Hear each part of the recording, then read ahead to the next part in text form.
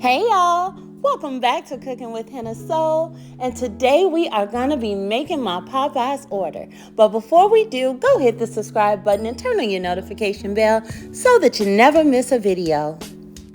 Now let's get started on our red beans and rice because they're going to take us the longest. So I'm going to go ahead and saute up some Cajun andouille sausage. You can use any small sausage that you prefer, but these give it a little bit of kick, so I do prefer these. Once those babies are done, go ahead and pull them out, and then we're going to go ahead and saute our vegetables. Now, if your skillet has browned on the bottom, especially because I'm using a Dutch oven, it is a-okay. Don't worry about it. Once we saute and sweat down these vegetables and add in our liquids, it's going to deglaze that bottom and put all that flavor right back into our red beans and rice. And don't worry, as always, y'all know I'm going to leave the full recipe with the measurements in the description box below. But I do want to tell y'all this. Yes, I am using canned beans. Do I care if y'all talk about me? Absolutely not. I did not come from a generation where we were soaking beans, and I'm not waiting multiple days to be able to eat this. I need it now. So once we get everything added, we're going to go ahead and bring this to a simmer. Cover it with a lid and bring your temperature down low so that it can simmer. Next up is our biscuits, and I'm just going to take this quick and easy, super simple recipe, only 3 ingredients. So I took 2 cups of self-rising flour, and then I grated 1 stick of frozen butter. Now I did put mine back in the freezer after I grated it because my kitchen was so hot, and it is so important that your butter stays extremely cold because we want it to make crumbles when we add it to the flour. We don't want it to dissolve into the flour. It's going to turn into a mess, and then those biscuits are going to be hard and dense, and that's not what we're going for. And then you add in your cold buttermilk and you go ahead and stir it all together, and then we're just going to go ahead and knead it onto our board. Make sure you have enough flour on hand because this dough can be a little sticky, guys.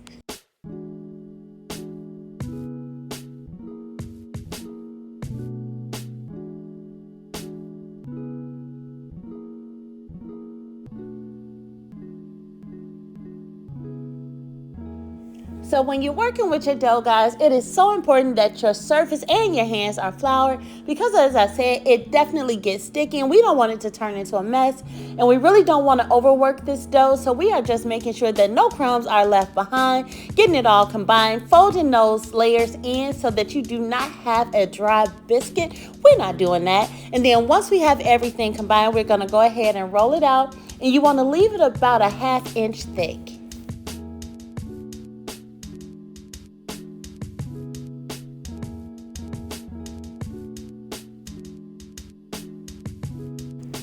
Next, grab your cookie cutter or your biscuit cutter, whatever one you have on hand, and make sure it is floured as well. And we're just going to press down. Do not turn it. We don't want to seal that up. Again, they will be dense. They won't rise, and y'all going to be mad at me. So just go ahead and do that, and then pull your biscuits out. We're going to place them on a cookie sheet and place them next to each other on 425 to 450 degrees for about 12 to 13 minutes.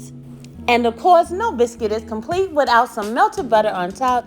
So make sure, I'm using my favorite Creole butter, but use whichever one you have. Or you can even mix some honey inside of some melted butter and make it honey butter.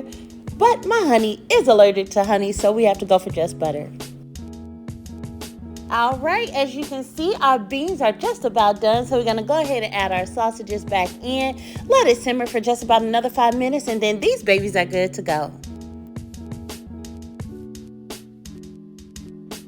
Last but not least is our chicken, and I am going to be injecting it with this Creole butter. You know, you get this around the holidays. It's when you inject your turkey, but I like to put it in my chicken because it prevents me from having to marinate it for too long. So just go ahead and fill your injector and then start to put it inside of the meat portion only.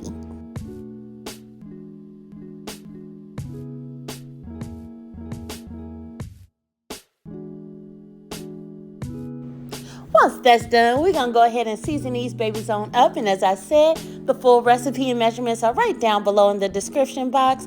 Give them a quick little toss and make sure that everything is evenly distributed because every piece of chicken needs to be seasoned. For our flour mixture, we're just going to be using some all-purpose flour and cornstarch. Then we're going to season it up with a little bit of salt, onion, and garlic powder. Give it a quick little stir.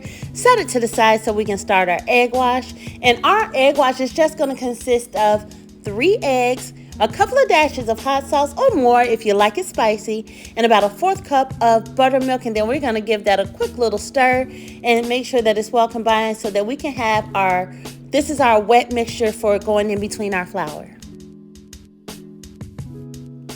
All right, let's go ahead and get these girls dressed. So we're going to take our chicken, toss it in our flour, then into our egg wash, and then back into the flour because we are going for that extra crispy skin, just like Popeyes. And let's be clear, this is in no way trying to be a copycat recipe of Popeyes. This is just me making what I always order because I am a same shit since 88 type of girl. I do not switch it up, okay?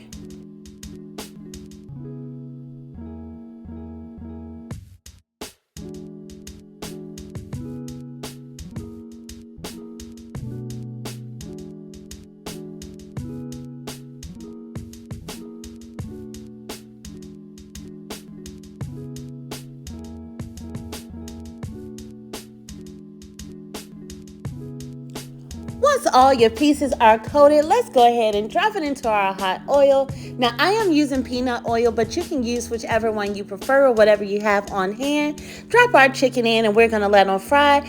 Altogether, we're probably going to be cooking our chicken about 13 to 14 minutes. Just really depends on the thickness of those thighs and pieces that you have, but those wings definitely should be done in about 13-14 minutes. All right, y'all, that is about it, and y'all know that look good. No need for plating. You can do whatever you like. I hope you guys enjoyed because I did.